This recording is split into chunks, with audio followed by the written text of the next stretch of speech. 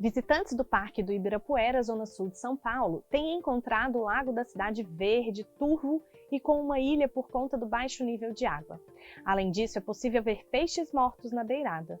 O aspecto da água ocorre pela poluição das águas com matéria orgânica, a alta temperatura e a falta de chuva. Derramamento de esgoto, poluentes, fertilizantes e dejetos de animais intensificam o problema, que provoca proliferação de cianobactérias e é nocivo à saúde, tanto humana quanto animal, segundo o Ministério da Saúde. E aí a questão nos pede, essa perturbação ambiental pode ser causada principalmente pelo aporte excessivo de... Bom, gente, então o enunciado já deixou bastante coisa clara aqui pra gente, né? Então, ele está falando que você tem derramamento de esgoto, poluentes, fertilizantes, dejetos de animais que intensificam esse problema. Então, qual que é o problema aqui, né? Você tem esse derramamento que provoca a proliferação de cianobactérias e é nocivo da saúde, beleza? E como que a gente vê, qual que é o aspecto, né, pessoal? Você tem um lago verde, turvo e com uma ilha por causa do baixo nível de água. Esse problema, pessoal, a gente conhece como eutrofização da água.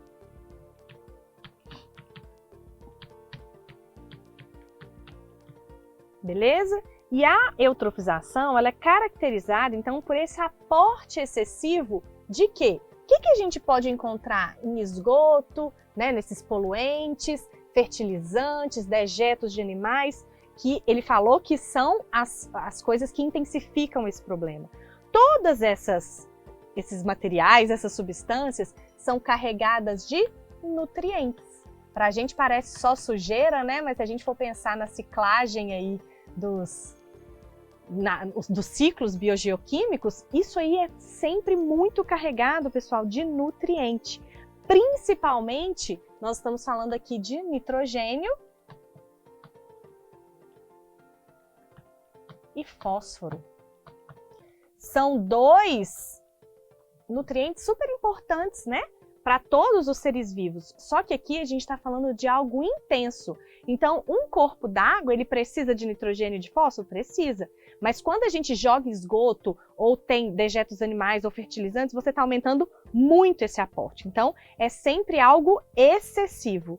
E aí, o que a gente vai ter quando isso acontece? Se você aumenta os nutrientes excessivamente num corpo d'água, você tem o que ele falou aqui, ó, da proliferação de cianobactérias.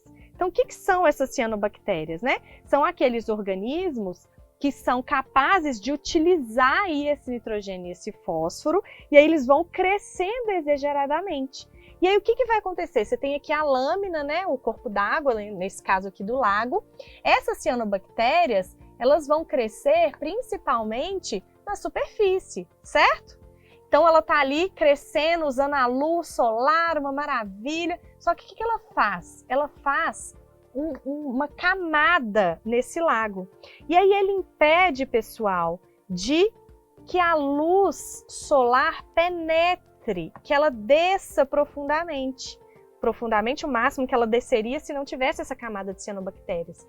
Com a diminuição da luz solar dentro do corpo d'água, a gente tem, obviamente, a diminuição da fotossíntese. Então, a luz não chega para que as plantas, né, das camadas um pouco mais baixas aqui do que a superficial, realizem a fotossíntese. Se eu tenho uma baixa de fotossíntese, eu tenho uma baixa de oxigênio. E com a baixa de oxigênio dissolvida ali naquela água, consequentemente, eu vou ter morte dos organismos heterótrofos, principalmente dos peixes.